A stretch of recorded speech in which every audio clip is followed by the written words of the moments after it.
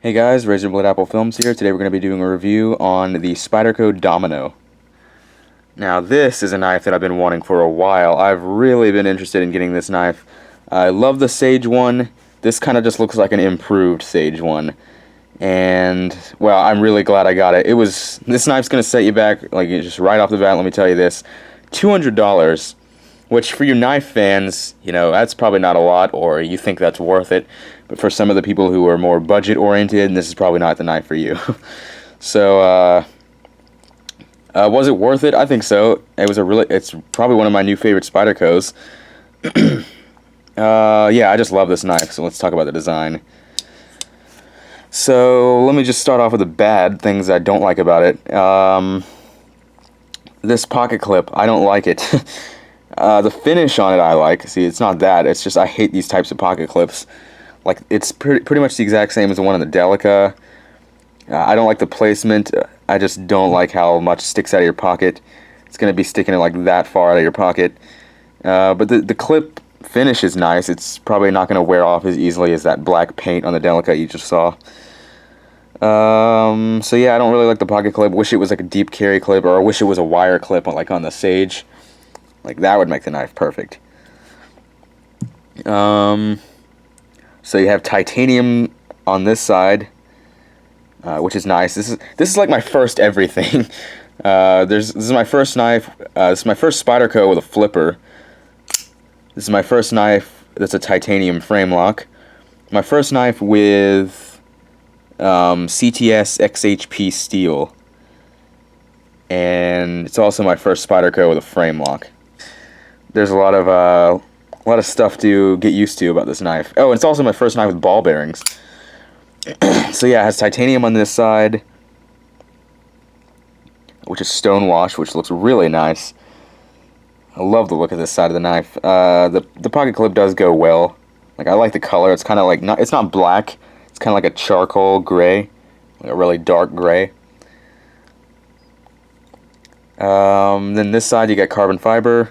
It's the same type of carbon fiber that's on the Sage. Well, not the pattern, but it's like that peel ply laminate carbon fiber. Feels the exact same if you have a Sage. Actually, this one has a little bit more of a texture. This one's a little bit smoother. The pattern, at first I didn't like it, but it's growing on me a little bit. It reminds me of something like in a Victorian mansion. It kind of reminds me of a rug or a carpet or some type of tapestry or something. I don't know. I feel like I like this better, but I wouldn't want two knives with this type of carbon fiber on it, so I'm kind of glad it's different.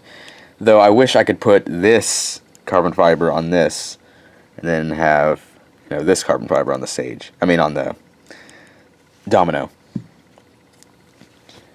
But yeah, it's growing on me. It's not bad. I wouldn't mind getting a replacement scale. Maybe a piece of micarta or something. That'd be kind of nice. Wouldn't mind getting this knife customized some way.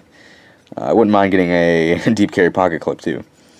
So the carbon fiber isn't bad. They do use this carbon fiber on the Sage 3, the new Sage 3. And they do use this carbon fiber a lot. Like, they use it on the Chaparral, the Callies, the Gale Bradleys. I think they use it on something else too, but yeah, this is a pretty commonly used carbon fiber, so I'm kind of glad they did add something different. And like I said, it's growing on me, so...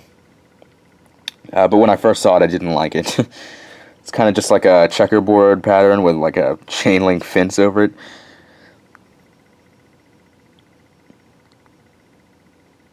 But it is very intricate. It actually looks really nice up close. Looks like a lot of time went into designing it. But I'm sure they have like some type of machine for that. I don't know. But you can flip the switch, flip the pocket clip pretty much to all positions, whichever you prefer. So as far as deployment, it was really smooth right out of the box. It's running on ball bearings, which supposedly makes the knife opening a lot smoother on flippers. A lot of people complained about the spider hole being a little off proportion. Doesn't really bother me. I think it has something to do with the flipper too, like to where when you close it, it doesn't actually like hit your finger. I don't know, watch the Apostle P's review of this. He mentions it, he explains it a lot better, but I don't really mind that. But like I said, the flipper does work really well.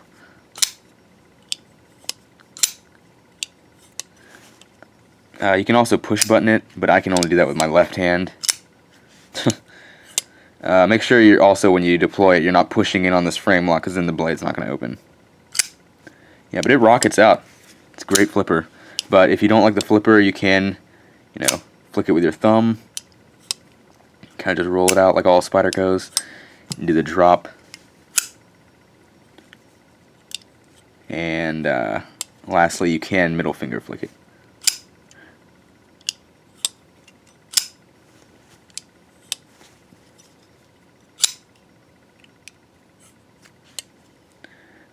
The ergonomics kind of look like a one kind of failed at that time.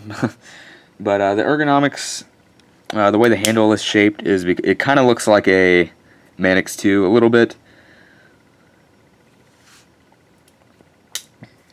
But they feel great. Pretty much all, I've yet to find a Spyderco knife that doesn't feel pretty good in hand. I think the Paramilitary 2 and the Sage 1 specifically are perfect. But the Manix 2 and this feels, and the Delica that I have, they all feel good. You know, no problem with ergonomics, no hot spots or anything. I've heard people complain about this lock bar being a hot spot with this little jimping on it, but I haven't. I mean, it doesn't really bother me at all.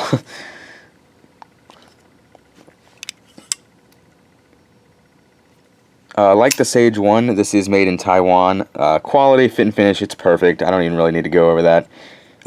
Taiwanese Spyderco knives are like probably better than the American Spyderco knives as far as quality. The Spyderco logo on the blade does have a little bit of a texture in it, which looks kind of nice. Just makes the knife feel that much more, like more time went into it. The jimping up here, it's not as effective as the Paramilitary 2's jimping. It's kind of just for looks. It doesn't really lock your hand in or anything, which I don't care. I always say I don't need jimping.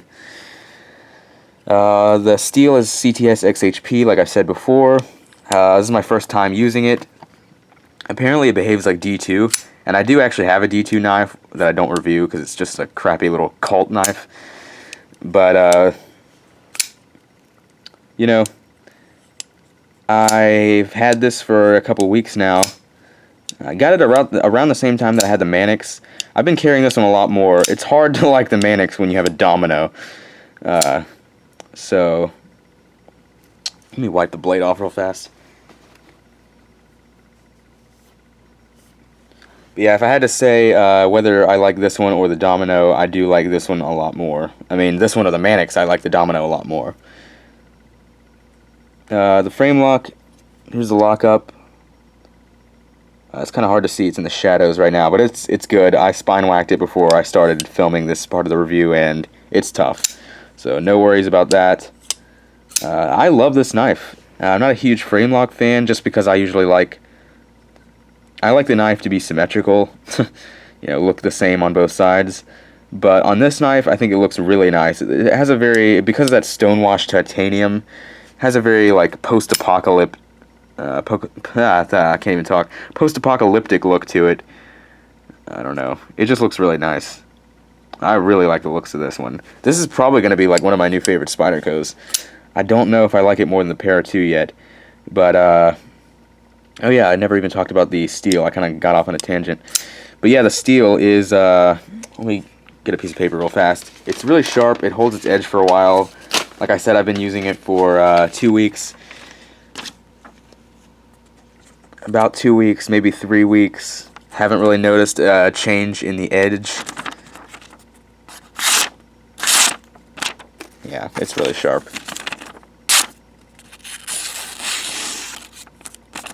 So, you know, it cuts really slowly too.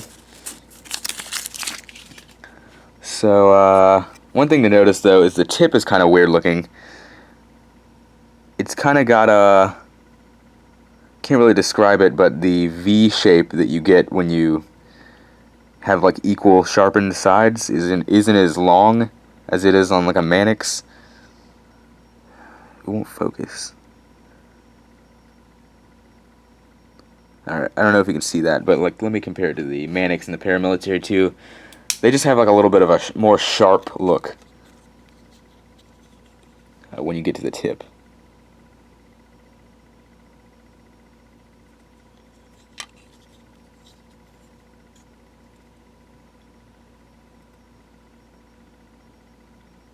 And this one doesn't really look like that.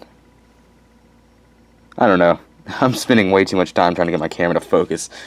So, but because of that, I think this tip would be less likely to chip or break. It doesn't look as pointy, but it's still really sharp at the end. I don't know. But it is a really hard steel, so if you drop it, you know, be careful not to do that because it might chip or break. But, you know, I haven't noticed any dullness in the past couple of weeks using it. I know that's not a long time to have it. I might make an update on this one just because I like this one so much.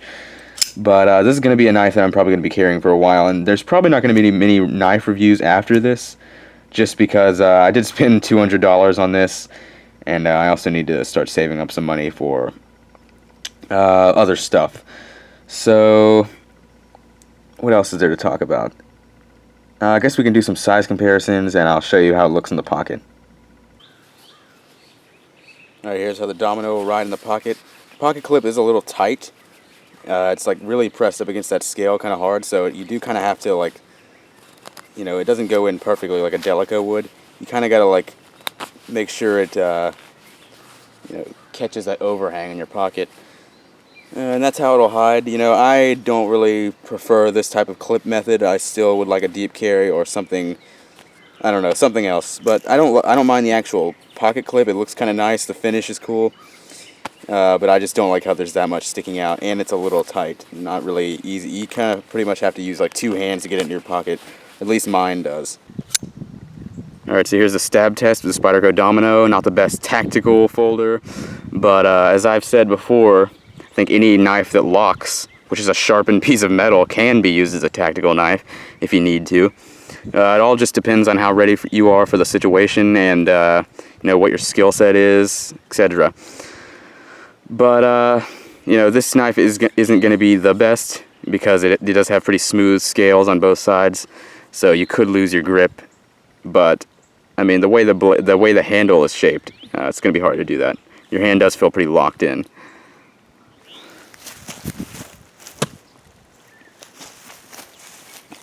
So yeah, that actually didn't feel too, you know, like I was going to lose my grip or anything.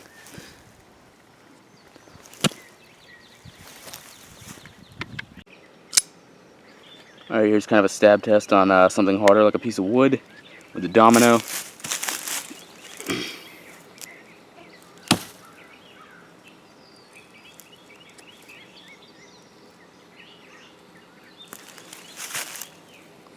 And the blade didn't chip or anything.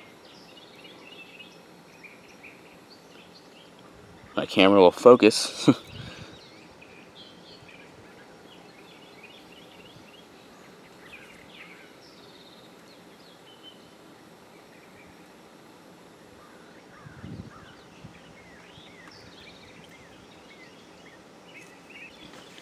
And here's a spine whack test to see how strong that frame lock is.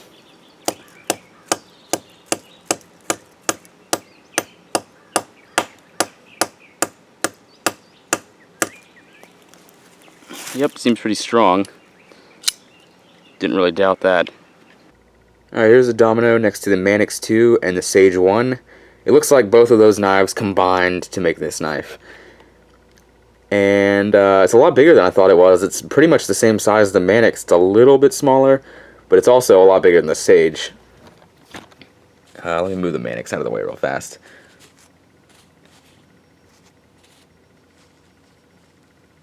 Yeah, the blade shape is a little bit, I mean, the blade length is a little bit longer, and the handle is a little bit longer too. So overall, this knife is a bigger Sage.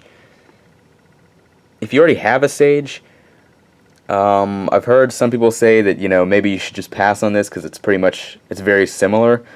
But for me, I mean, I'd say I love the Sage, so I would say definitely get it. It's definitely enough. It's different enough to get it. The blade shape is a little bit longer. I mean, it's got a frame lock. It's got titanium on one side. Carbon fiber is a little bit different, and it's got a flipper, so I would definitely recommend it. And the CTS XHP steel. A lot of people do like that steel, so. The flipper really is addicting, though. So I would definitely recommend the knife over the Sage. I mean, if you already have a Sage, I would definitely recommend getting it. I don't know about over the Sage. God, if I could only have one. I'll just kick my tripod. But yeah, if I could only have one, that'd be a tough choice.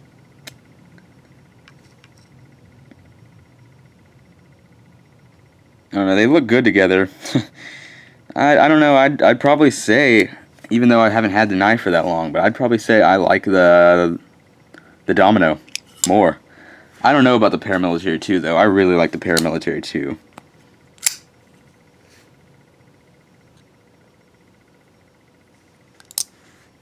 So yeah, right now these are probably like my two favorite Spydercos.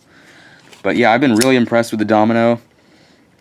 So I guess in conclusion, the Domino is a great knife to get. Love the design. Love everything about it, honestly. Pocket clip, though, could be better. And, you know, just the way the knife looks, like the profile of the knife, it always reminds me of a shark. Like, just the way the blade shape kind of comes down reminds me of a shark. I don't know, it looks really aggressive. It looks like an aggressive Sage. Plus that little stonewash titanium on the side just looks really nice. I don't know, so $200, you have to decide for yourself if that's worth it. For me, I think it was. I'm not going to sell this knife at all. I mean, you know, I have no hopes of selling this knife. Hopes, that doesn't make any sense. But, you know, when I first got the Manix 2, I was a little bit, you know, unsure if I was going to keep the knife. I think I'm going to keep it, though. But this is a knife that I just knew taking out of the box I was going to love. And just the sounds it makes, that little like metal clanking sound. I don't know. But overall, I'm a huge fan of the Domino now. So I would definitely recommend you get one. And that's pretty much it, I guess. So thanks for watching, and hope you enjoyed it.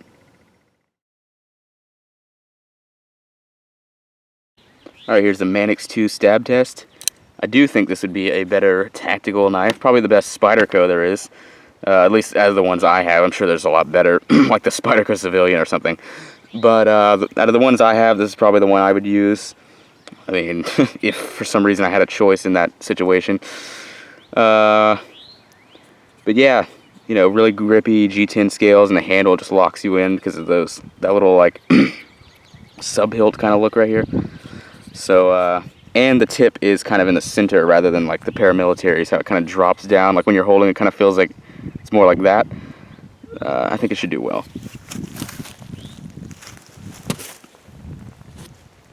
Yep. Yeah, your hand just feels locked on. Or locked in, whatever.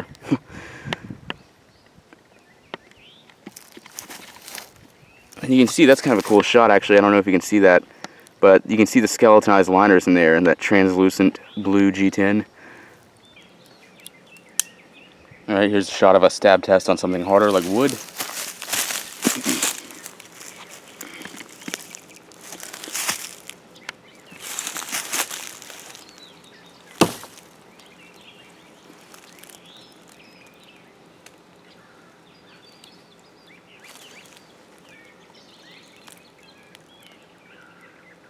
Alright, tip's still in great condition. This is a really hard steel, so I was a little bit worried that it might chip, but it did just fine. Just make sure if you ever do like something like this, you don't, you know, turn the knife side to side when you're pulling it out. Rather, you know, I mean, just pull it straight out. Obviously, don't like try to twist it or it might. Alright, here's a quick spine whack test.